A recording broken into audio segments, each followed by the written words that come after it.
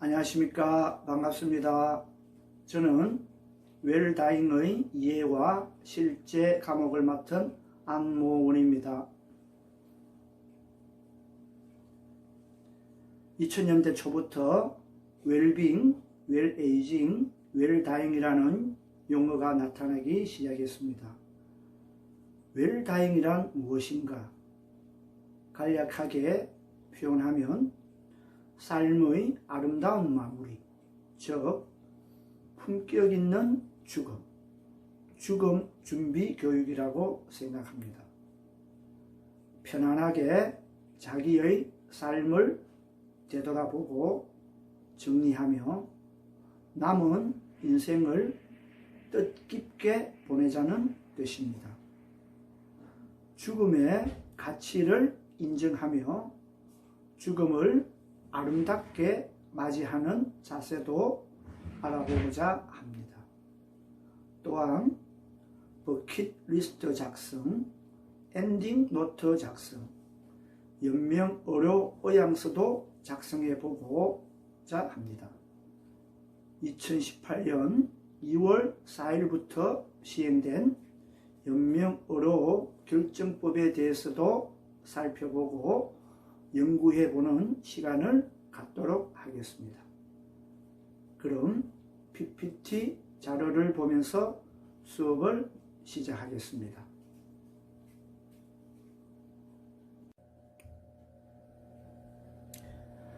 웰다잉의 이해와 실제 과목을 공부해 보겠습니다. 인간이라면 누구나 언젠가는 꼭 한번 맞이하게 되는 죽음, 그 삶의 끝을 아름답게 또는 품위 있게 마무리를 하기 위한 과목입니다. 제1장 웰다잉의 이해입니다. 먼저 웰빙이란 무엇인지 알아보겠습니다. 웰빙이란 정신적, 육체적, 영적, 사회적 건강의 조화를 통해 행복하고 아름다운 삶을 추구하는 삶의 유형이나 문화를 통틀어 일컫는 말입니다. 먼저 정신적 웰빙에 대해서 한번 알아보겠습니다.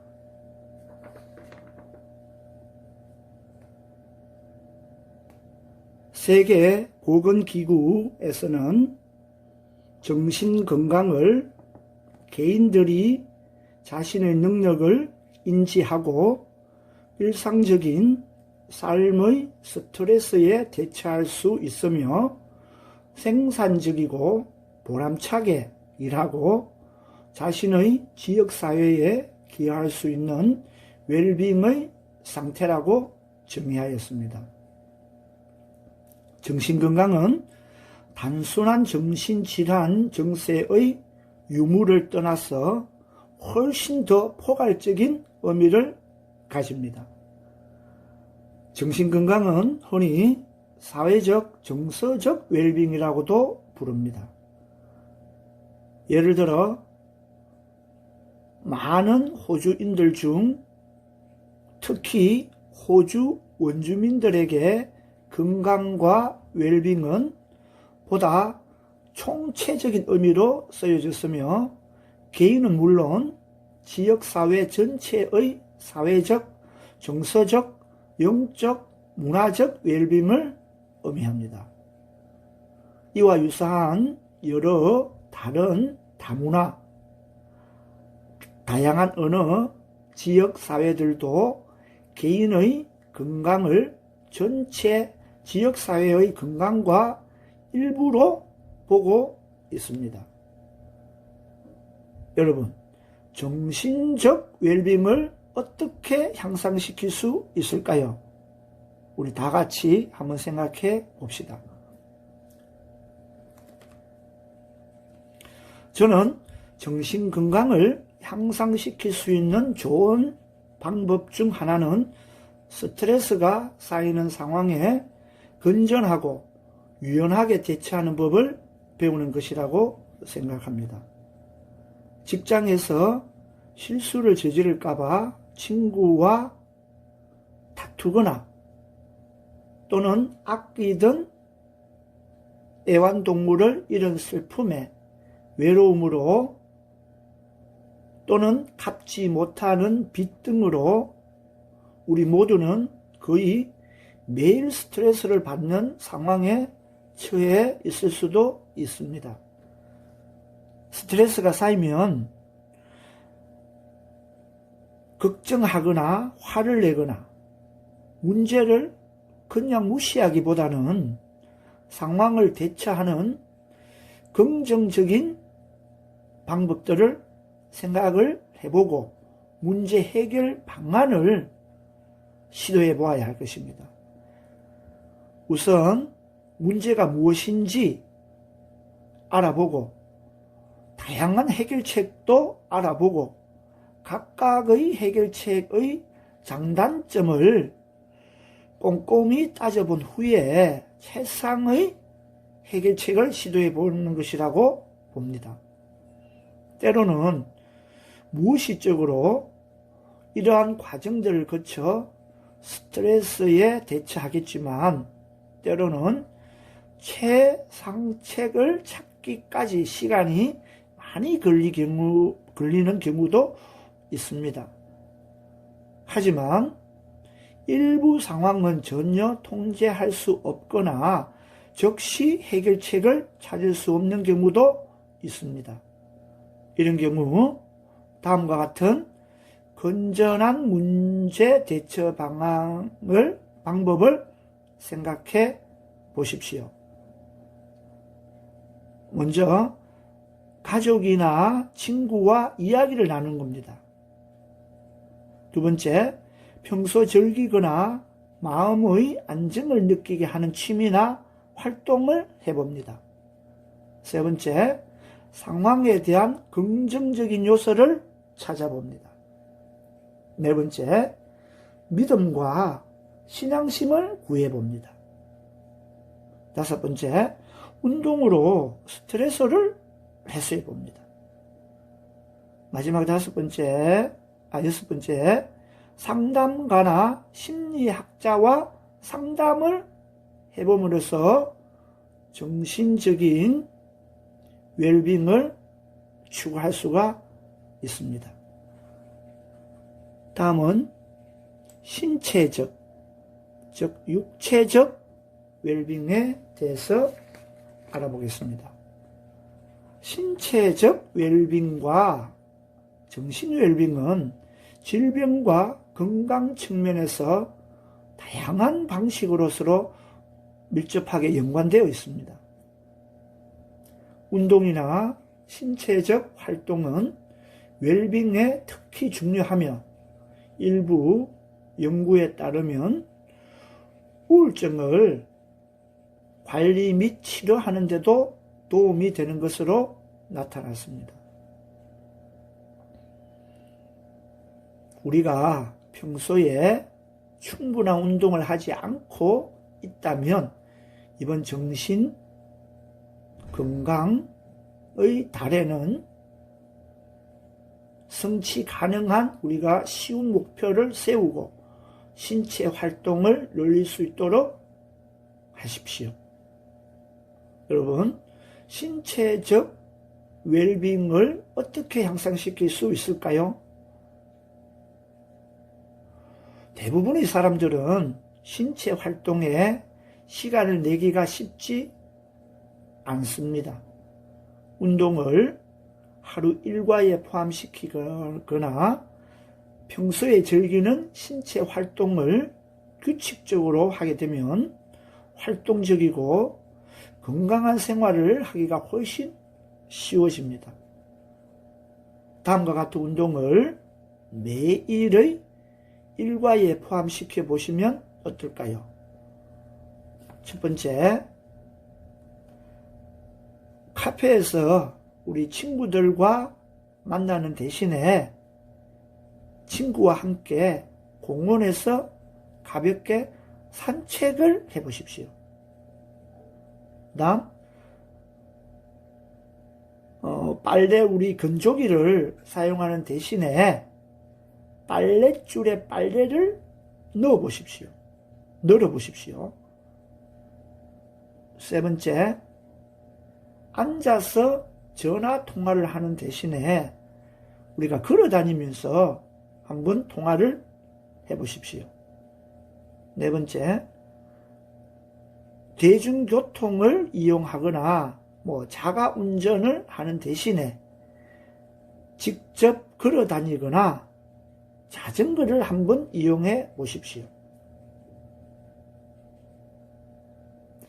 하루 30분 정도 적당한 신체적 활동을 하고 나아가서 가끔씩 강도가 더 높은 운동을 하는 것이 신체적 웰빙은 좋습니다. 이렇게 하면 신체적 웰빙도 향상될 뿐 아니라 친구와 시간을 함께 가지거나 새로운 친구를 사귈 수 있는 좋은 방법도 될 수 있습니다. 규칙적인 신체 활동을 계획할 때 여러분들이 즐기는 운동이 어떤 종류인지 그리고 어떤 방식인지 혼자 한다든지 친구와 함께 한다든지 아니면 팀을 짜서 한다든지 생각해 보는 것이 중요합니다. 사람들마다 선호하는 방식이 틀리니까 운동을 시작하기 전에 전문의 의사와 상담도 해보고 검진도 해보고 나에게 맞는 운동을 하시면 더 좋다고 봅니다. 그 다음 세 번째, 영적 웰빙에 대해서 알아보겠습니다. 영적 웰빙은 개인마다 다양한 의미를 가집니다. 또 여러 가지 방식으로도 표현이 될 수 있습니다. 이는 뜻이나 목적의식을 가지거나 여러분 개인보다 큰 존재와 연관된 것으로 생각할 수 있습니다. 어떤 이들에게는 특정 교회나 종교에 소속되는 것을 의미하고 또 그렇지 않은 경우도 있습니다. 영적 웰빙을 어떻게 하면 향상시킬 수 있을까요?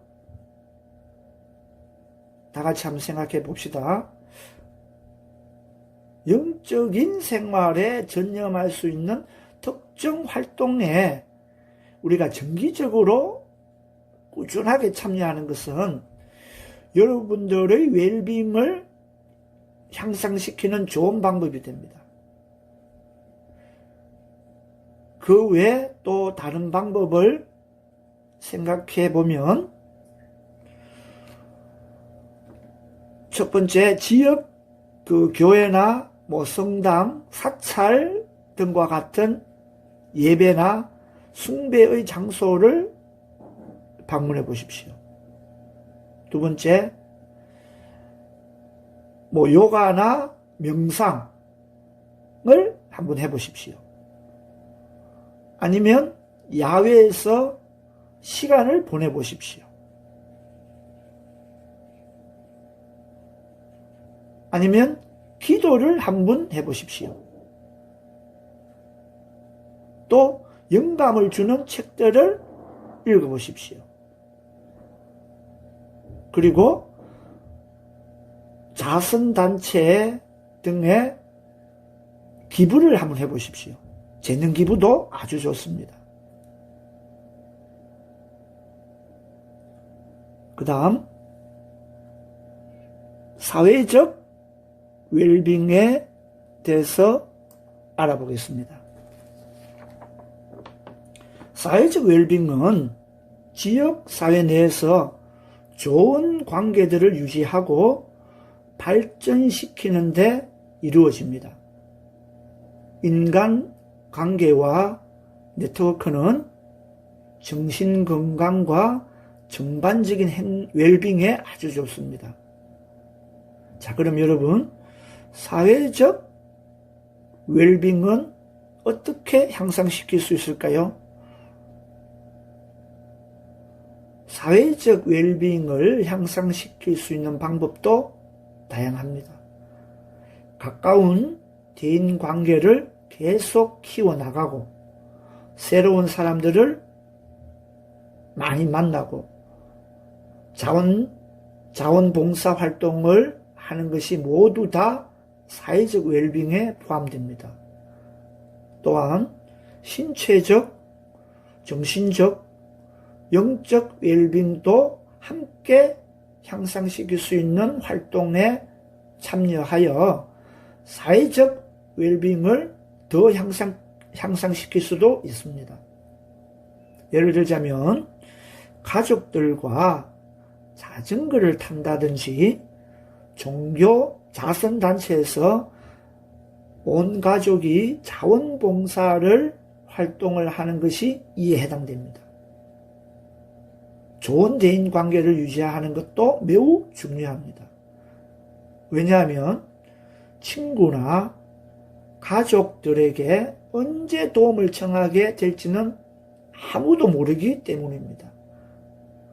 좋은 친구가 된다는 것은 그 친구와의 관계를 최우선으로 두고 친구의 성공을 축하해주고 친구의 말을 귀 기울여주고 친구의 잘못이 있어도 용서하고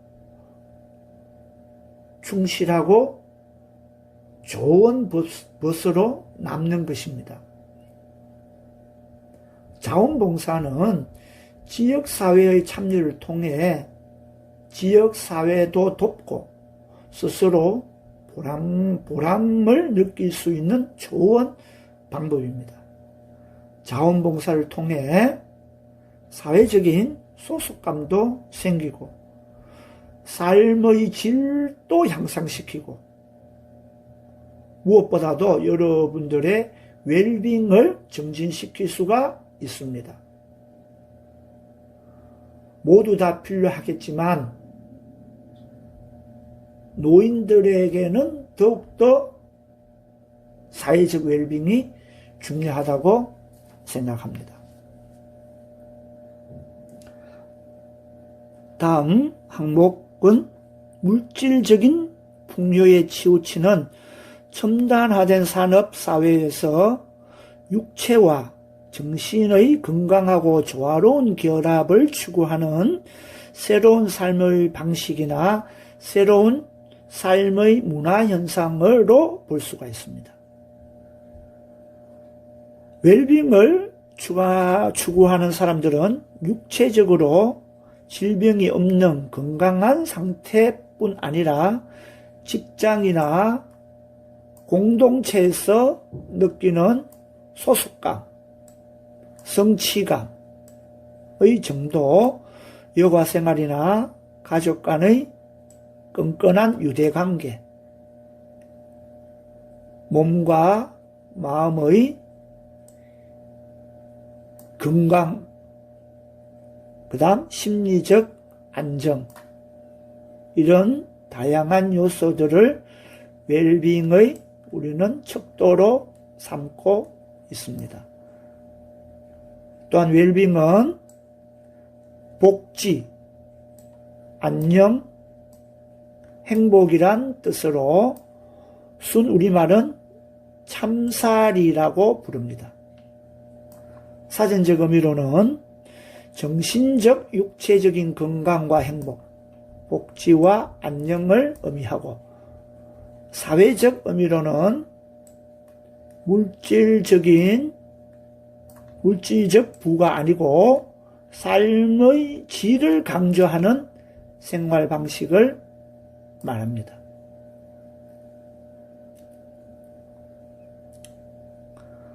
이 웰에이징에 대해서 살펴보겠습니다. 웰에이징은 간단하게 말하면 아름답게, 즉 사람답게 살아가는 거. 그게 웰에이징인데, 웰에이징은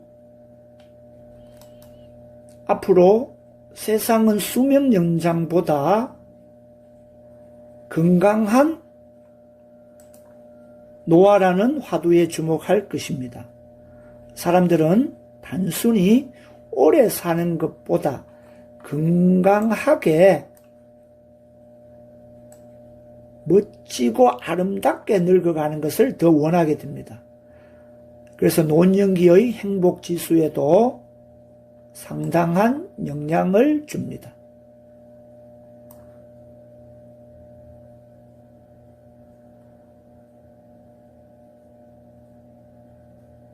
아름답게 늙어간다. 건강하게 늙어간다. 자, 이 말이 무슨 말이냐 하면, 우리 사람은 나이가 들수록 열정을 잃지 않고 살아야 합니다.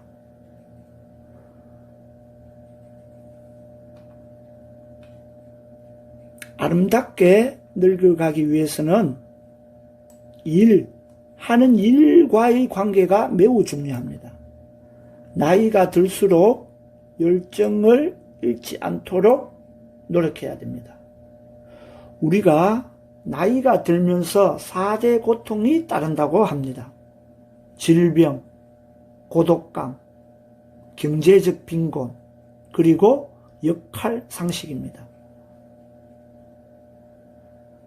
우리가 노년을 초라하지 않고 보람있고 우아하게 보내는 비결은 한번 생각을 해봅시다.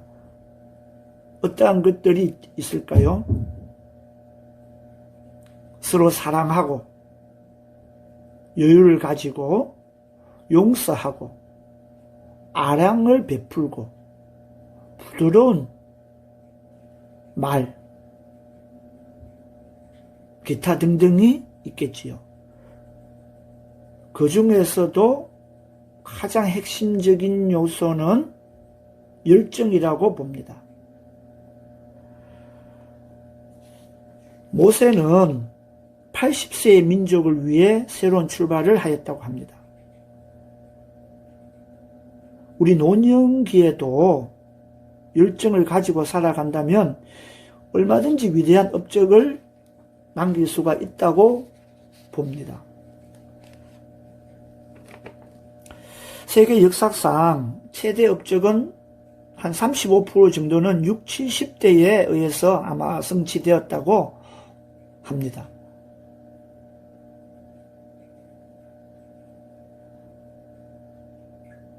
결국 역사적 업적을 보면 60세 이상 노인들에 의해 가지고 성취되었습니다. 예를 들어 볼까요? 소포클레스가 클로노스의 에디푸스를 쓴 것은 80대였다고 합니다. 괴테는 마우스트를 완성한 게 역시 80이 조금 넘어서였고요. 다이엘드 포우는 59세 때에 로빈슨 크루소를 썼고, 칸트는 57세에 순수 이성 비판을 발표하였습니다. 미켈란젤로는 로마의 성 베드로 대성전의 돔을 70세 때 완성했다고 합니다. 또 음악가 중에서는 베르디, 하이든, 핸델 등도 우리 고희 70세를 넘어가지고 불효의 명곡도 많이 작곡을 하였다고 합니다. 자, 다음 항목은 웰에이징은 인간관계가 매우 중요합니다. 나이가 들면서 초라하지 않으려면 인간관계, 즉 대인관계를 아주 잘 원만하게 잘 만들어야 됩니다. 웰에이징을 추구하는 사람들은 육체적으로 질병이 없는 건강한 상태뿐 아니라 직장이나 공동체에서 느끼는 소속감, 성취감, 그다음 여가 생활의 가족 간의 유대, 심리적 안정, 이런 것도 다 웰에이징의 척도로 봅니다. 인간관계에 대해서 알아보겠습니다. 인간관계를 잘 하려면 나 중심이 아니라 믿음 중심으로 가야 한다는 것입니다. 미국 카네기 멜론 대학에서 인생에 실패한 이유에 대해서 조사를 하였답니다. 전문적인 기술이나 지식이 부족했다는 이유는 15%에 불과하였고 나머지 85%는 잘못된 대인관계에 있었다고 하였습니다. 사람답게 살고 늙고 죽는 것은 그만큼 인간관계가 살아가는데 얼만큼 그 중요한 부분을 차지한다는 것을 볼 수가 있지요. 우리는 나이가 들면서 사람은 이기주의가 강해집니다. 즉 노욕이 생깁니다. 모든 것을 자기 중심적으로 생각을 많이 하지요. 그러면서 때로는 폭군도 될 수도 있고 자기 도취에 몰입해가지고 나르시즘에도 빠질 수도 있습니다. 이런 사람의 대인관계는 결국 초라하게 될 수밖에 없겠지요. 결국 인간관계는 중심축이 무엇이냐에 따라가 달라질 수 있다는 겁니다. 물질 중심의 인간관계를 갖는 사람은 나이 들수록 초라해지고, 하지만 일 중심이나 나 중심의 인간관계를 갖는 사람도 역시 마찬가지로 비슷할 겁니다. 하지만 타인 중심의 인간관계를 갖는 사람은 나이가 들면서 찾아오는 사람도 많고 만나는 사람도 많겠죠. 그리고 따르는 사람도 많을 것입니다.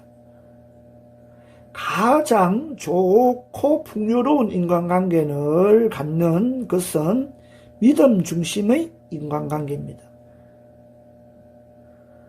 변함없는 가치관을 갖는 믿음 중심의 대인관계를 웰에이징이라고 봅니다.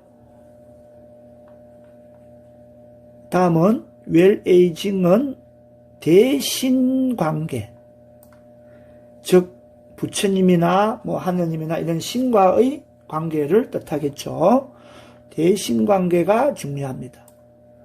나이가 들면 신앙의 여부가 삶의 질을 확연하게 바꾸어 놓는 경우도 있습니다. 그래서 믿음과 가까이 하면 정신 연령과 영적 연령이 더욱 젊어집니다. 우리는 어떤 일을 할지의 결성점에 가까워질수록 더욱 최선을 다해가지고 뛰어야 합니다. 후반전의 인생을 지금 살고 계신다면 여생이 아니고 후반 인생이다 생각하시고, 인생의 주기로 본다면 내리막길이고, 계절을 본다면 가을, 겨울이겠지만 내세를 향해 새 인생을 시작할 때마다 우리 웰빙 인생은 결국 웰에이징으로 이어지고 마지막으로 웰다잉으로 마쳐야 된다고 생각을 합니다.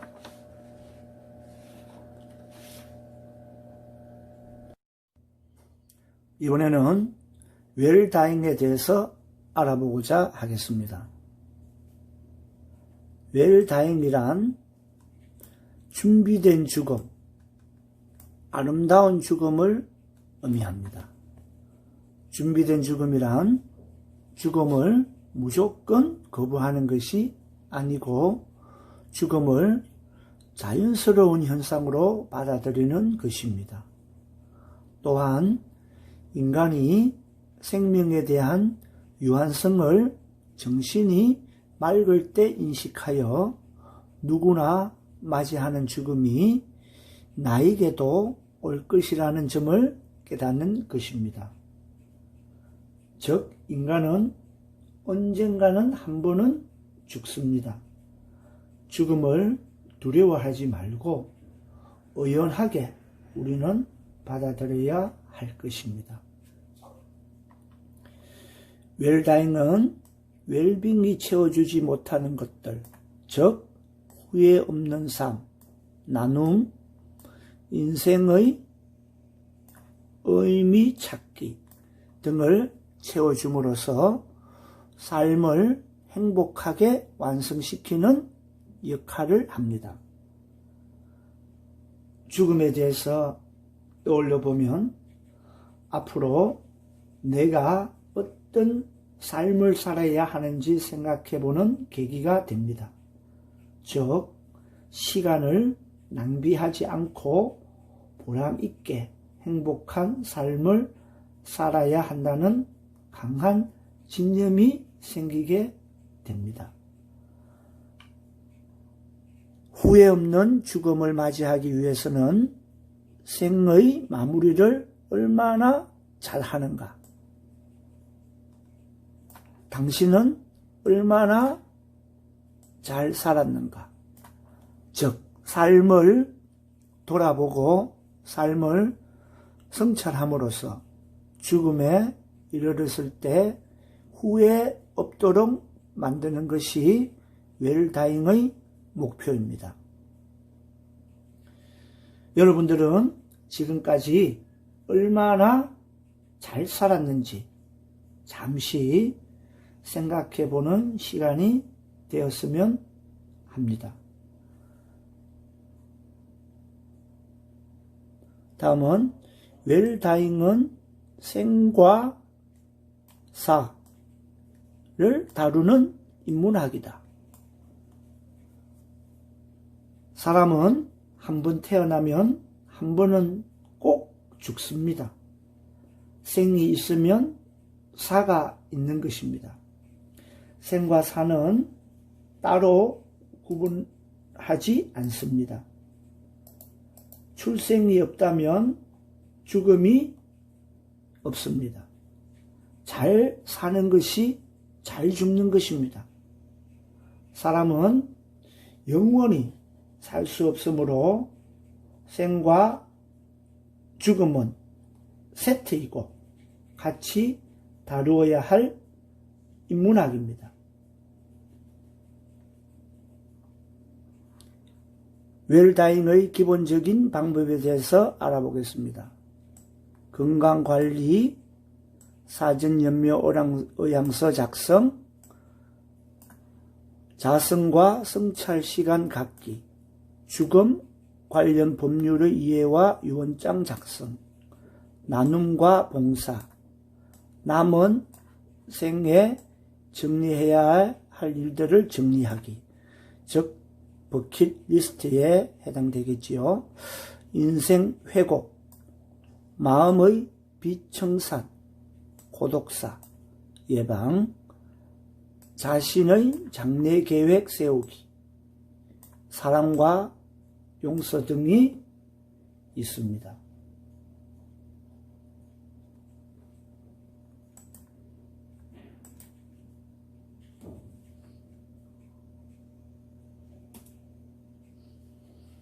(4번) 웰다잉의 참다운 의미. 살아있는 동안 삶을 가장 소중하고 아름답게 보낼 수 있도록 한다는 점에서 죽음의 문제이기보다는 사람의 문제에 더 가깝다고 볼 수 있다. 생명 사랑과 존엄한 인간의 삶을 이해하고 타인에 대한 배려와 감사로 행복을 만끽하는 삶. 그래서 죽음에 이르러 후회 없이 자연으로 돌아가는 그런 겸허하고 편안한 죽음이 웰다잉의 문제인 것입니다. 생명 사랑과 존엄한 인간의 삶을 이해하고 타인에 대한 배려와 감사로 행복을 만끽하는 삶.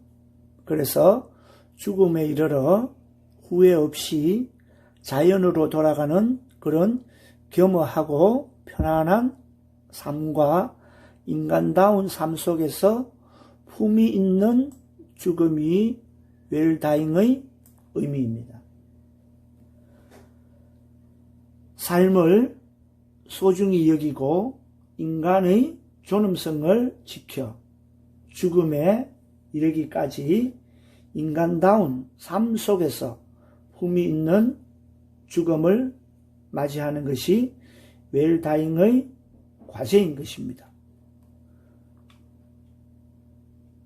웰다잉의 참다운 의미는 죽음 인식이라는 인간의 유한성 인식에서부터 비롯됩니다.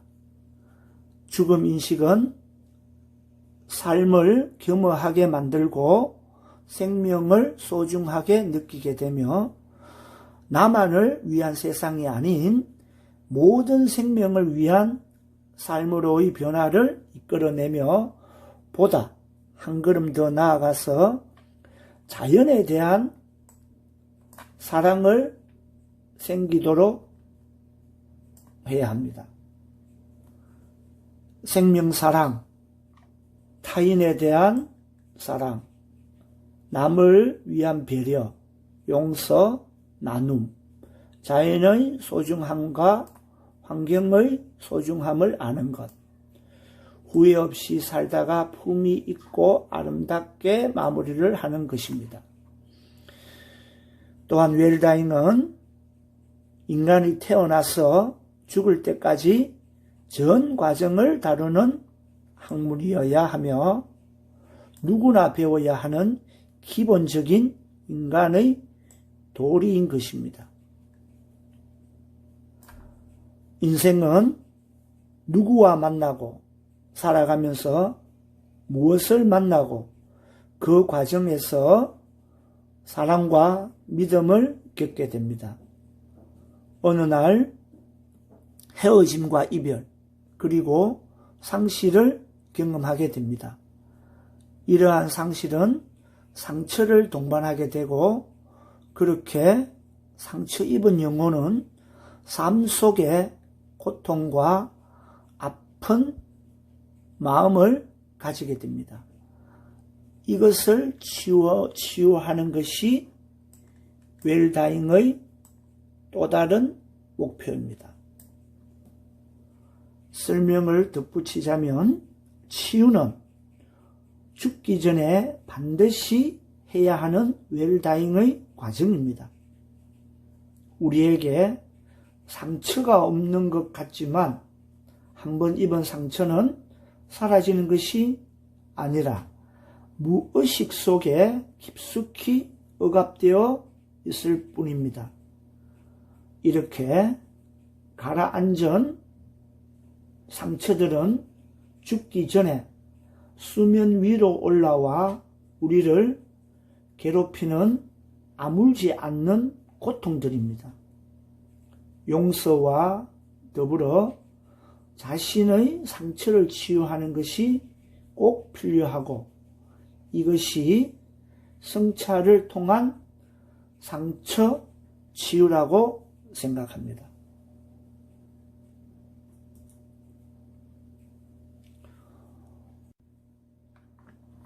5번 웰다잉 준비 교육과 웰다잉의 10계명에 대해서 알아보겠습니다. 먼저 웰다잉 준비 교육에는 3가지가 있습니다. 첫째, 건강수명까지 살고 나면 미련 없이 죽는 것이다. 사람은 건강을 잃고 누워서 또는 산소호흡기에 의지해서 몇 년씩 살다 죽는 것은 결코 웰다잉이라고 할 수 없습니다. 웰다잉의 선구자로 불리는 미국의 스콧 리어링처럼 하는 것도 좋은 방법입니다. 그는 필요 이상의 연명치료를 거부했습니다. 건강수명이 닿으면 가능한 빨리 죽는 것이 자신과 가족, 사회를 위해서도 좋다고 생각했습니다.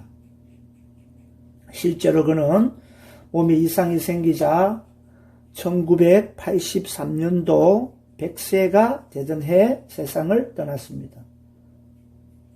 그리고 2009년에 선종하신 김수환 추기경님도 웰다잉을 실천하신 분입니다.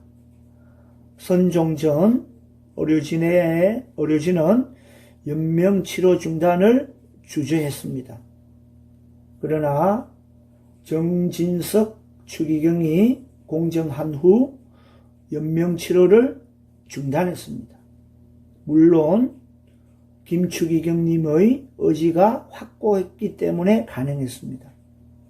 법정스님, 최종현 전 SK 회장님도 연명치료를 거부했습니다. 성공회대 신영복 전 교수도 피부암이 악화되자 치료를 중단했습니다. 그런 다음 10일 동안 곡기를 끊고 2016년 세상을 떠났습니다. 그들 외에도 건강수명이 다하자 연명치료를 거부하고 웰다잉을 실천한 선각자들이 많이 있습니다. 연명치료를 중단하고 싶어도 자녀들은 할 수 없습니다. 그러므로 건강할 때 배우자나 자녀들에게 자신이 그런 상태가 됐을 때 어떻게 하라는 의사를 잘 전달해야 합니다. 특히 의식불명인 상태로 산소호흡기에 의지한 상태가 됐을 때 무의미한 연명치료를 중단하라는 의사는 반드시 전달하는 것이 좋습니다. 내가 만약 사고나 뇌출혈 등으로 의식을 잃은 뒤 깨어나지 못하고 몇 개월 이상 산소호흡기에 의존한다면 연명치료를 중단하면 좋겠습니다. 의식이 없는 상태에서 나 스스로 먹는 것이 불가능해져서 호스로 영양을 공급받아야 하는 경우도 마찬가지입니다. 우리는 사전 연명 의료 의향서를 작성해 두거나 영상으로 남기는 것도 좋은 방법일 것입니다. 둘째, 행복수명이 닿으면 미련 없이 죽는 것이다. 건강을 잃으면 행복한 삶을 살 수 없을까? 물론 아닙니다. 얼마든지 행복한 삶을 살 수가 있습니다. 하지만 자신 혼자만이 행복한 삶은 바람직스럽지 못합니다. 자신을 간병하는 문제로 배우자나 가족들이 행복하지 못한다면 결코 행복 수명을 살고 있다고 할 수는 없습니다. 그래서 중풍으로 10년 넘게 누워 사는 배우자를 복졸라 죽이고 나서 자신도 스스로 목숨을 끊는 안타까운 사건들이 일어나는 것입니다. 어떻게 죽는 게 잘 죽는 것일까요? 옛말에 곡기를 끊는다는 말이 있습니다. 건강수명, 행복수명이 다했다면 먹지 않고 죽는 것이 웰다잉이 아닐까. 스콧 니어링이나 신영복 교수처럼 말입니다. 죽음이 극복의 대상은 아니지만 선택의 대상이 될 수는 있기 때문입니다. 셋째, 죽을 준비를 잘하는 것이다. 여러분, 어떤 준비를 해야 하는 것이 좋을까요? 다음에서 보듯이 웰다잉 10계명을 작성해서 실천하는 것도 좋은 방법일 것입니다. 그럼 웰다잉 10계명을 한번 살펴보겠습니다.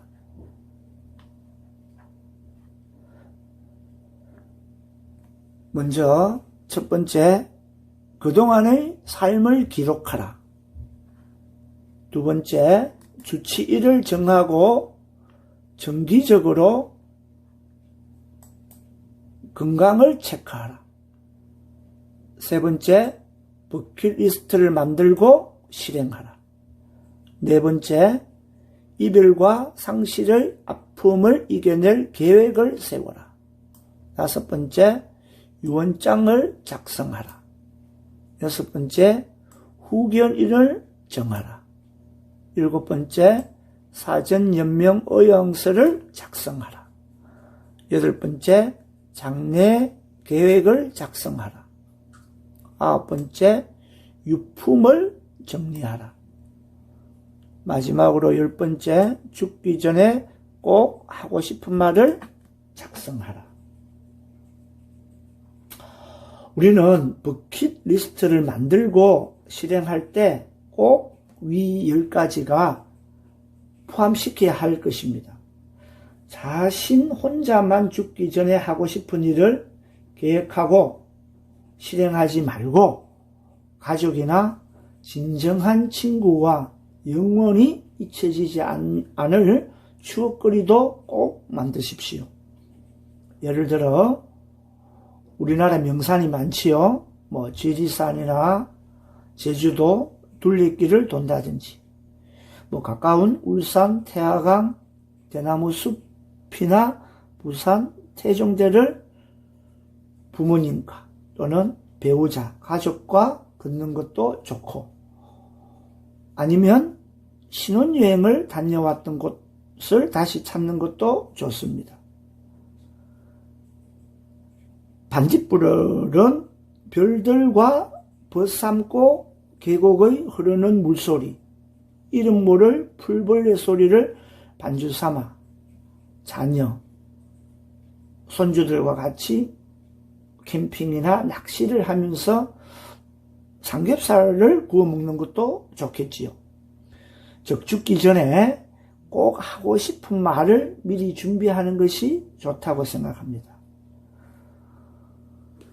예를 들어 미안하다, 고맙다, 사랑한다, 이 세 단어는 반드시 꼭 넣으십시오. 우리가 죽어서 아차, 그 말을 미처 못하고 왔네, 이렇게 후회를 해봐야 소용이 없습니다. 후회하지 않으려면 미리 작성해 놓는 것이 좋습니다.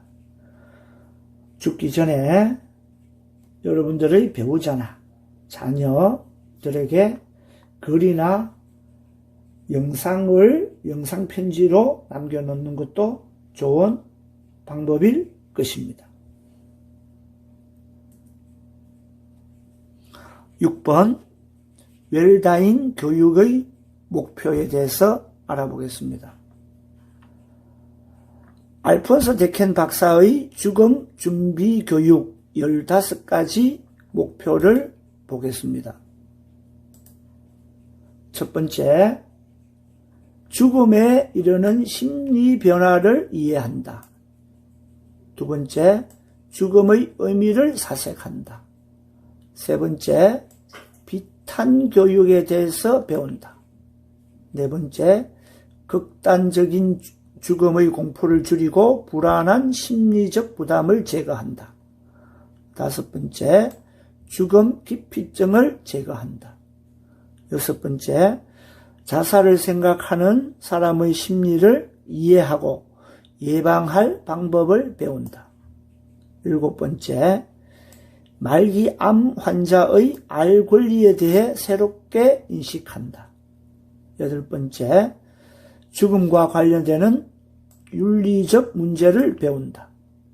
9번째, 사망과 의학 및 법률에 관한 여러 문제를 배운다. 10번째, 장의의 의미와 역할에 대해서 배운다. 11번째, 주어진 사람의 제한적임을 인지하고 가치관을 재정립한다. 12번째, 죽음의 예술을 배운다. 13번째, 죽음 철학을 탐구한다. 14번째, 여러 종교가 제시하는 관점에서 죽음에 대한 내용을 배운다. 15번째, 사후의 생명에 대해 적극적으로 탐구한다. 입니다. 보충 설명을 하자면 죽음은 먼 나라의 얘기가 아니고 실존하는 현실입니다. 우리는 본인의 삶을 재조명하고 시간을 인식하는 데 있어서 죽음을 이해하는 것이야말로 가장 확실한 자기인식과 변화의 방법입니다. 죽음이라는 것이 인생에 있어서 최대의 문제임을 누구도 부인하지 못합니다. 또한 죽음은 언제든지 닥칠 수 있는 것임에도 우리는 멀리하려고 하는 것은 죽음에 대한 공포와 불안감 때문입니다. 이러한 죽음에 대한 부정적 인식을 탈피하고 죽음을 자연적 현상으로 인식하여 삶을 보다 좀 더 의미 있도록 만들어가기 위하여 죽음 인식, 즉 죽음 준비와 같은 웰다잉의 과정이 필요한 것입니다. 이번 주 수업 내용은 웰다잉의 이해에 대해서 여러 가지 내용을 공부를 하였습니다. 정리해보면 인생은 유한함으로 현 생활에 더 집중해서 유한한 인생을 의미 있게 살고 어떤 삶을 살아야 하는지가 중요하다고 봅니다. 여러분 수고 많이 하셨습니다. 감사합니다.